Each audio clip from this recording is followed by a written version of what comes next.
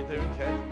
Thank you. Ricky is meeting Museum of Liverpool curator Sharon Brown and farmer Jazz Thomas How are you, Squire? Ricky Tom, how nice to meet you, kid. with his horse Ruby. She's magnificent, isn't she? Oh, she is smashing. They're huge. I've never been this close to one. Yeah.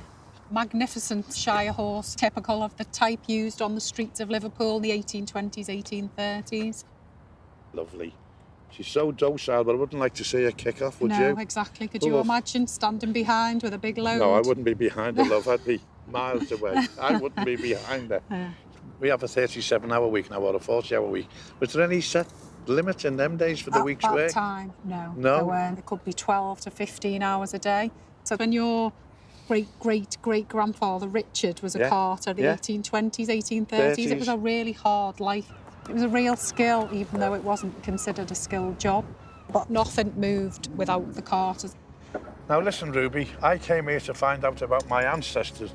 Now, your ancestors probably worked down here with my ancestors, so come on, be a good girl. Oh, wow, Ruby. Take a little bit of Dutch courage for me to try it. Forward, get up.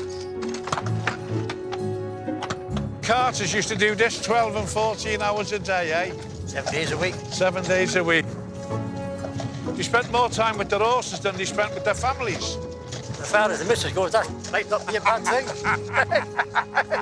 Round you come out, wench. Come on, me beauty. I think that she's leaving us a message here, isn't she, kid? She's saying, my arse on you.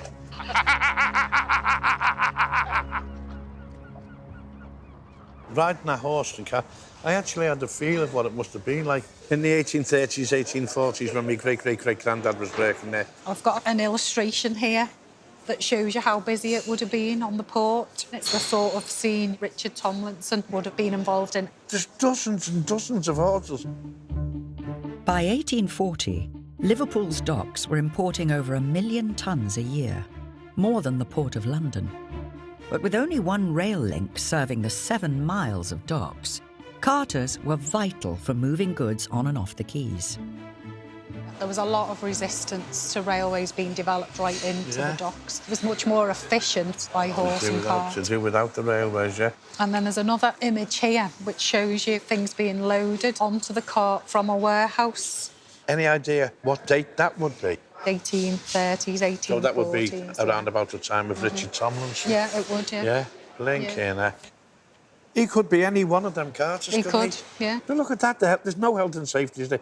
Can you imagine that going on today? Yeah, there'd be no chance, would there? No. So did the carters ever sort of organise themselves into a trade union, even though I suppose in them days it wouldn't be called a trade union, did they? Did they ever organise that? Not at that time, no.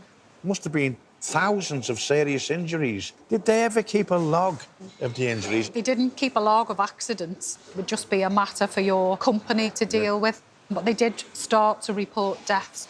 This is from the local paper, February 1839.